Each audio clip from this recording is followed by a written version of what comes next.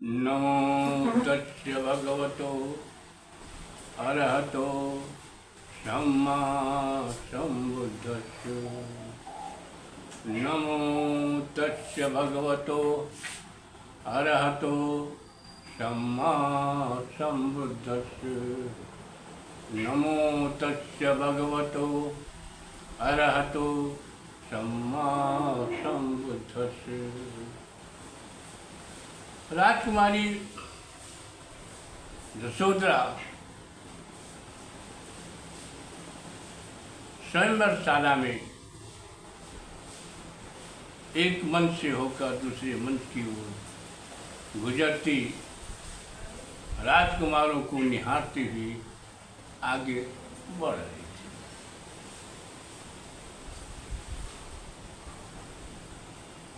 थी। जह जह जाए अमल मुख चमके,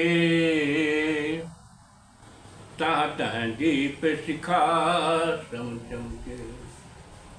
सहज ले समुख जही जोही, लोचन लाभ मिले जनोही। जहाँ जहाँ जाकर उनका निर्मल मुख चमकता था, वहाँ वहाँ दीप शिखा की दमक उठती थी। सहज भाव से ही वह सुंदरी जिसे देख लेती थी, उसकी आँखों को बहुत लाभ मिल जाता था। जहीं रुख दे ही रहे मुस्काई, कोई मुदित से समोद क्यों पाई। मंच पटल कर भीषण पारू, आई थमी जह राजकुमार। जिसकी तरफ देखकर वह मुस्कुरा देती थी, वह ऐसा प्रसन्न हो जाता था जैसे कोई बच्चा लड्डू पा गया हो। बीसों मंच पटल पर पार करके वह वहाँ आकर खड़ी हो गई,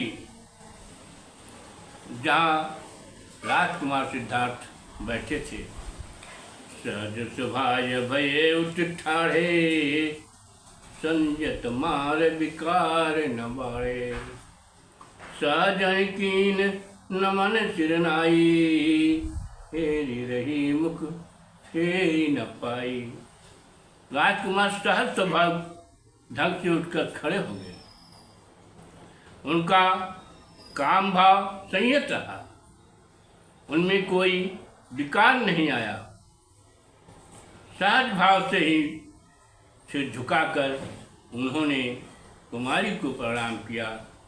वह उन्हें देखते रही, मुख नहीं मोड़ गई। वो एक चूंग क्रीतहु बांधे, निपट कुटिल लट लट कहीं कौंधे।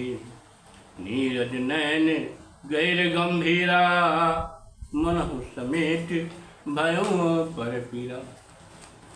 राजकुमार के घुंघराले केस कंधों पर लटक रहे थे। कमल के समान सुंदर नेत्र गहन गंभीर थे, मानो संसार भर की पीड़ा समेट कर अपने भीतर समेट लिए हो। मुँह शुद्ध मधु गोई मुखो, बिज धोमन धरिलीन। कछु कमलन कछु टपुन, कछुक गुलाबन दी। बितारा ने उस मुख को पहले अमृत से मोया था, फिर शराब से धोया था और उसकी धोमन को अपने पास रख लिया था।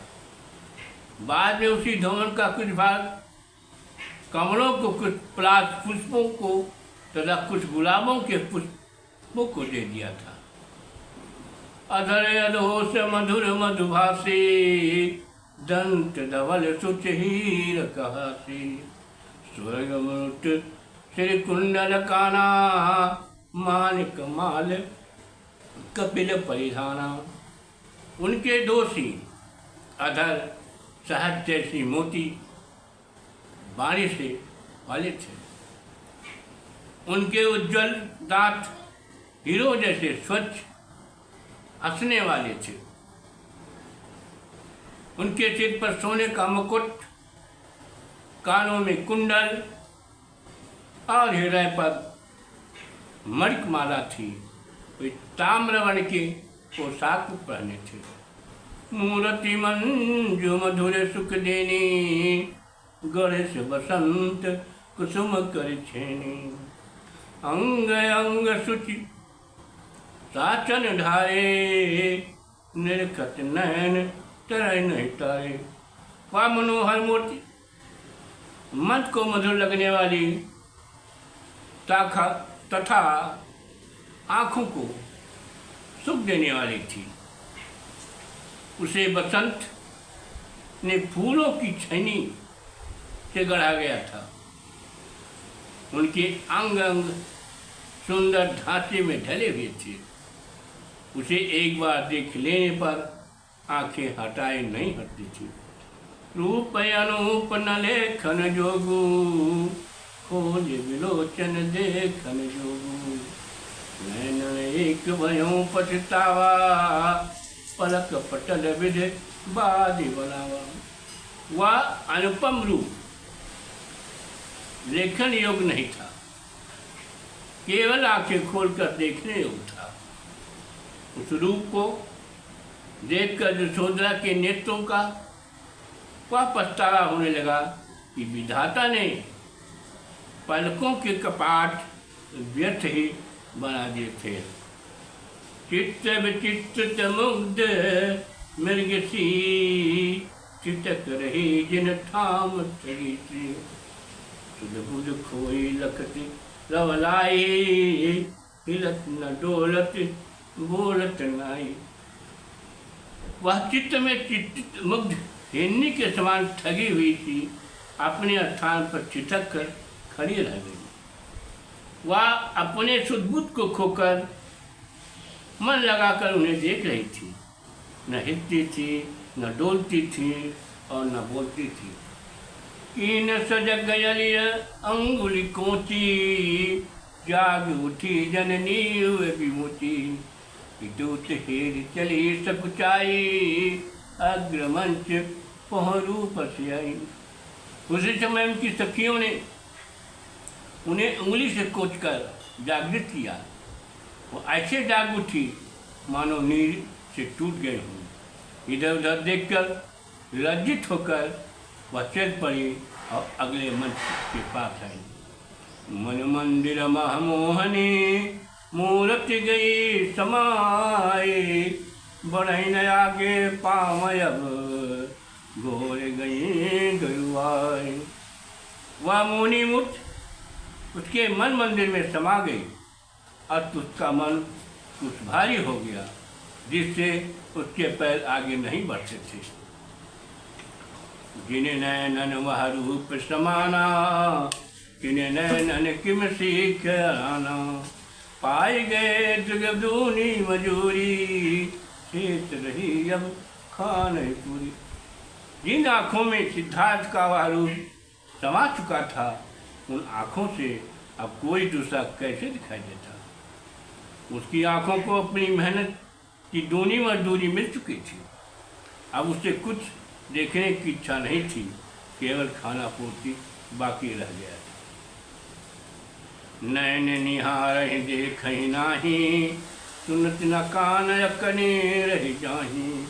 बढ़ही न पावन घसीटन लागे, डोल रही सब मन चने आगे।